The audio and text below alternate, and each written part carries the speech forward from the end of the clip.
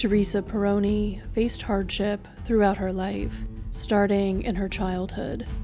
Her stepfather was abusive, which led to both Teresa and her brother running away from home multiple times.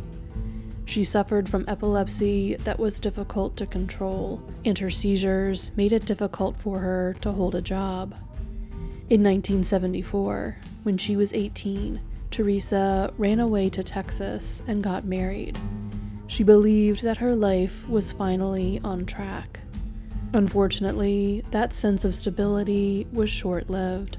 Just a few years into her marriage, Teresa traveled to Northern California to visit family. While she was there, her husband had served her with divorce papers, and her life fell apart again. Teresa moved back to Oregon to be near members of her immediate family while she started her life over following her divorce. While she was there, she joined a local church, and her brother helped baptize her at a ceremony attended by their mother and other members of their family. Teresa's efforts to find a new community in Oregon did not always bring good people into her life. By 1983, 27-year-old Teresa was dating a 29-year-old man named Mark Sanfratello. Teresa was more of a free spirit, which Mark, who was very controlling, did not appreciate. Their relationship was very volatile, marked by arguments that could escalate into physical altercations. Mark was allegedly very upset that Teresa had joined a church, for example, and arguments would erupt over her involvement with it. Another major source of strife in their relationship was Mark's unsubstantiated belief that Teresa was cheating on him with a mutual friend of theirs with the nickname Rat Trap. The couple was seen arguing about this allegation on July 4th, 1983, at an outdoor party in Selma, Oregon. Nevertheless, Teresa and Mark were then seen walking into the woods looking for somewhere to sleep for the night. Teresa was never seen again. An official investigation was launched after Teresa's family reported her missing. However, preconceived notions and incorrect information may have negatively impacted the early investigation, convincing police that there was no criminal aspect to the disappearance. Teresa and Mark had been spending time with members of the Oregon offshoot of the Vermont-based People's Earth Park. The group embraced communal living and was known for drug use. Furthermore, a witness mistakenly reported seeing Teresa drunk at a bar later in July. Teresa's disappearance was therefore not actively investigated for many months. Then, in July of 1984, a year after Teresa went missing, a brown purse was taken to sheriff's deputies in Josephine County, Oregon. Inside the purse were items belonging to Teresa Peroni, including documents, her Oregon state ID, and her epilepsy medication. A search party with a cadaver dog was then sent to search the 20-acre property where she had last been seen, but nothing came of this search. While Mark Sanfratello was considered a person of interest in Teresa's disappearance at this point, he was not charged with any crime at the time. A year after Teresa vanished, he moved to California, got married, and soon committed multiple crimes unrelated to Teresa and her disappearance. In 1985, he was charged with 2 counts of attempted murder, 1 count of rape, and 1 count of burglary, after stabbing his wife and his 14-year-old stepdaughter. The stepdaughter told police that Sanfratello had beaten, choked, stabbed, and sexually assaulted her. Sanfratello ultimately pled guilty to just the 2 attempted murder charges and was sentenced to the maximum prison term of 15 years and 4 months. Then, in 1999, he was convicted on a count of theft or embezzlement of U.S. property in federal court in the Eastern District of California. He was sentenced to 2 years of probation and ordered to pay $4,000 in restitution. Teresa's case, in the meantime, was still going nowhere. However, in 1997, a human skull was found on a property not far from where Teresa had last been seen. There was no other evidence at the scene identifying who the skull could have belonged to. In hopes of identifying this Jane Doe, investigators sent a sample from the skull, along with a DNA sample from Teresa's sister, to the FBI lab for testing. Unfortunately, the skull sample turned out to be from a tooth filling, so DNA testing was not possible. In 2004, a new investigator tried again to get DNA testing done on the skull, but the skull had gone missing. It was not located until 2020, when it was found in a genetic genealogy lab at the University of North Texas. Someone from the Josephine County Sheriff's Office had sent it there for safekeeping, but had then forgotten about doing so. When DNA testing was finally performed, the results showed a familial match to Teresa's sister. By 2022, the Jane Doe file and Teresa's missing person case file were filed under the same case number, but no further developments in the case were made public. Then, on June 27, 2025, a grand jury in Josephine County, Oregon, indicted Mark Sanfratello on a second-degree murder charge in connection to Teresa's case. The indictment came after, according to an Oregon Department of Justice press release, investigators re-interviewed witnesses, collected new DNA evidence, and used modern forensic testing to obtain new evidence. Sanfratello was arrested the following day without incident in Chico, California, where he had been living. He was a regular at various karaoke bars and open mic nights at various venues in Chico. Other regulars of the establishments he frequented have described him as quiet, angry, and radical. He was extradited to Oregon and had his first court appearance there on July 16th.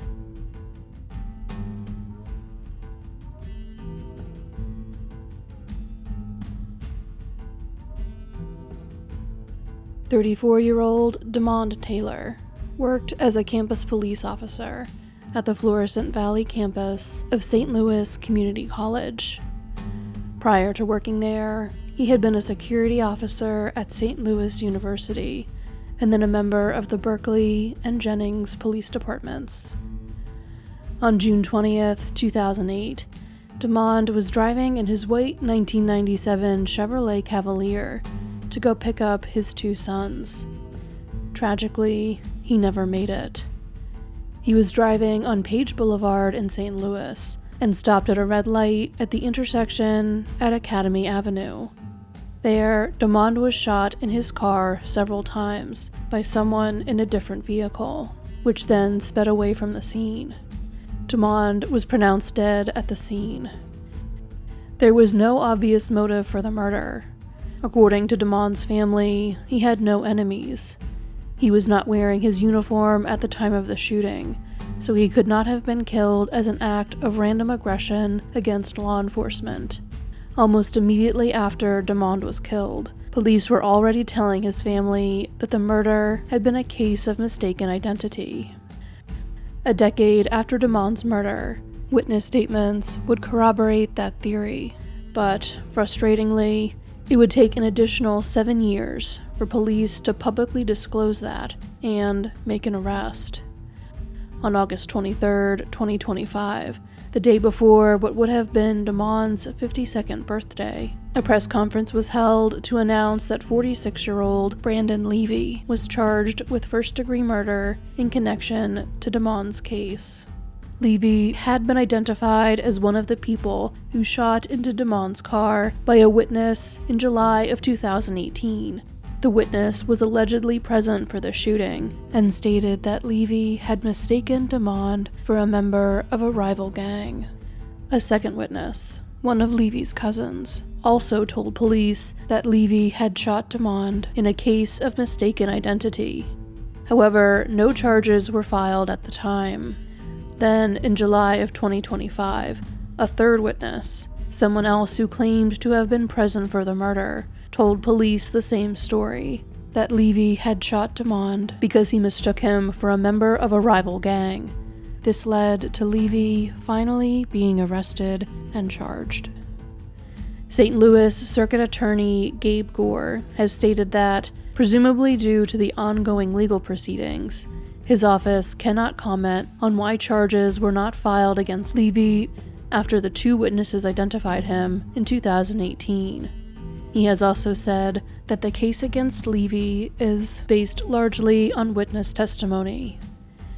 If the arrest were made possible by the third witness's account of events, it is possible that they provided further corroborating evidence, but if they did, it has not yet been made public. Levy was initially held without bond, but a judge later set a $50,000 cash bond. He was able to post the required 10% of that amount and was released from custody. He is next due in court on September 25th.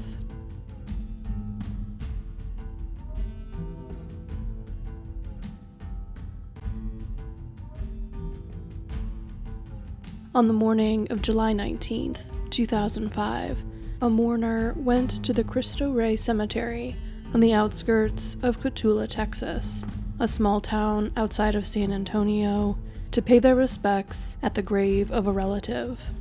When they arrived at the cemetery, however, they made a horrifying discovery. Lying on the ground on the side of a dirt road that went through the cemetery was the lifeless body of a pregnant woman. The woman was 26-year-old Valerie Laguna. Valerie was the loving mother of 3 daughters. At the time of her murder, she was 8 months pregnant with her first son. She had last been seen in the very early morning hours of the 19th. Investigators would say in 2025 that Valerie appeared to have been sexually assaulted, beaten, and strangled, although other reports indicate that she had died specifically of blunt force trauma to the head. Despite the efforts of the LaSalle County Sheriff's Office, no answers came in the case. Over the years, they consulted with the FBI and worked with the Texas Rangers and the Texas Department of Public Safety's crime lab. Then, in 2021, Valerie's case was identified by the Texas Rangers as qualifying for the Texas Department of Public Safety's Sexual Assault Kit Initiative. The funds from this initiative were used for DNA analysis at Bode Technologies. Multiple pieces of evidence had been sent to them the year previously, and DNA evidence had been identified. However, these new funds allowed for additional analysis of these items, and for the advanced analysis of additional pieces of evidence. This testing identified DNA belonging to 66-year-old Saul Gonzalez of San Antonio on some of the items of evidence. Gonzalez had been identified as a potential suspect earlier in the investigation. On August 29, 2025, a grand jury indicted him on 1 count of capital murder. He was arrested that same day and is currently being held at the LaSalle County Jail. Investigators can only release limited information about their investigation and the evidence against Gonzalez because of his pending prosecution. In a statement released after the indictment and arrest were made public, LaSalle County Sheriff Hector Ramirez said, in part, "This case has always been about more than just solving a crime. It has been about giving a voice to the victim, honoring her memory, and providing hope to her family. We know that nothing can erase the pain of the past, but we pray that this step forward brings comfort as we now move into the prosecution phase."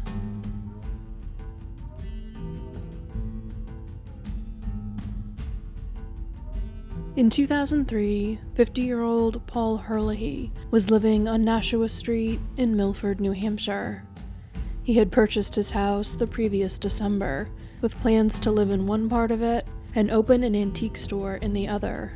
That plan would never come to fruition. Paul was last heard from on August 23rd, around 8 p.m., when he left a phone message for his nephew. No one in his family could reach him over the next few days, so on August 27th, a relative called the Milford Police Department and asked for a welfare check. When police went inside Paul's home, they discovered his body. An autopsy determined that Paul's death was a homicide, but his cause of death was withheld from the public for decades for investigative reasons. In 2025, it was finally revealed that Paul had died from blunt force trauma. This revelation came after an arrest was finally made in the case.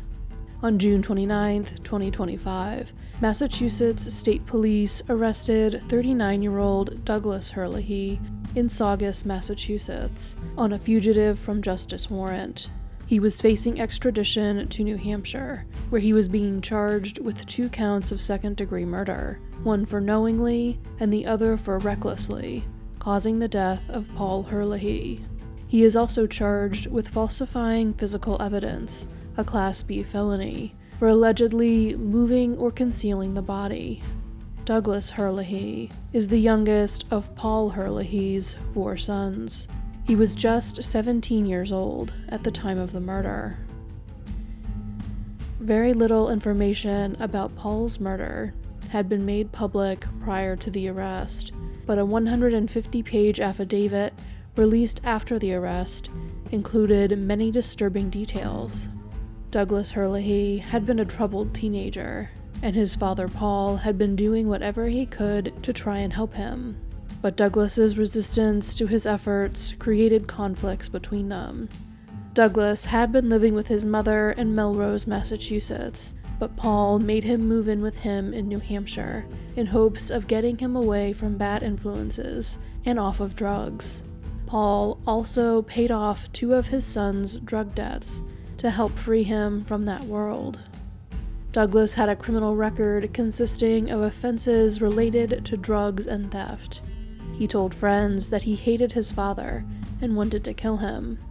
Milford police were called to the Herlihy home on multiple occasions, as Douglas had a tumultuous relationship with his father and other family members, which often resulted in him resorting to physical violence.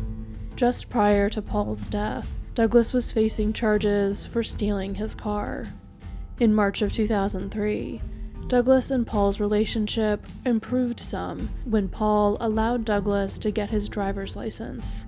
Paul also purchased a 1995 Lincoln Mark 8, which he kept in his name but allowed Douglas to use, so long as he had good behavior. Douglas reportedly loved the car and was livid when his father took away his access to it after Douglas's behavior began to deteriorate again.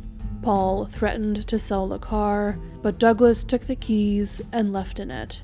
On August 2, 2003, Paul reported the car stolen. Douglas was found in the car in Massachusetts 10 days later and arrested.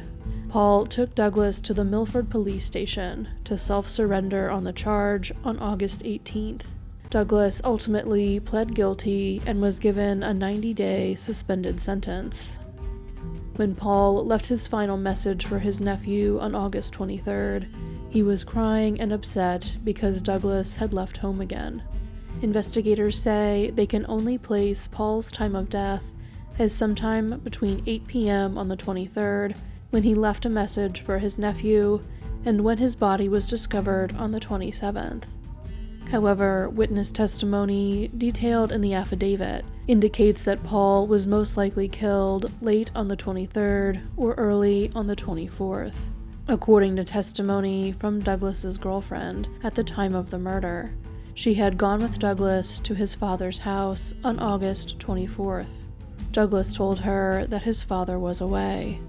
She noticed a blue tarp covering something on the floor of the living room, and a fan blowing toward it.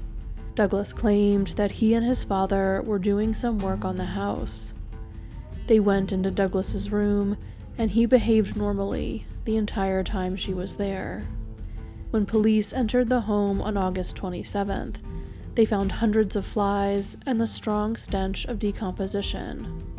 Paul's body was found under a blue tarp in the living room, with a fan blowing towards it. Paul's wallet was found on his dresser, but it had no money in it, despite the fact that Paul routinely carried large sums of cash. A towel was covering the closet door in the room, and when it was removed, it was discovered that someone had written, "I will see you in hell," in all capital letters on it.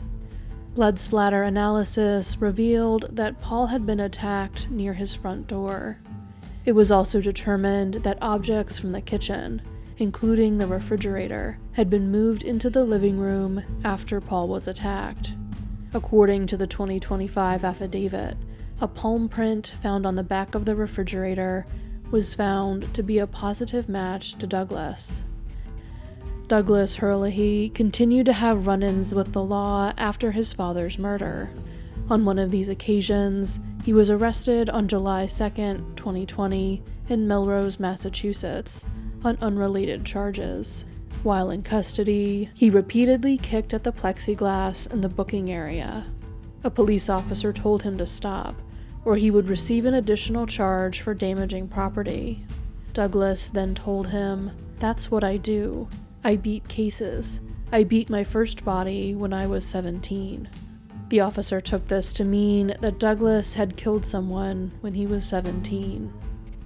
The arrest of Douglas Herlihy came after a multi-year investigation by the New Hampshire Cold Case Unit into the murder of his father. Douglas maintains his innocence and, according to his lawyer, he looks forward to fighting the charges in court.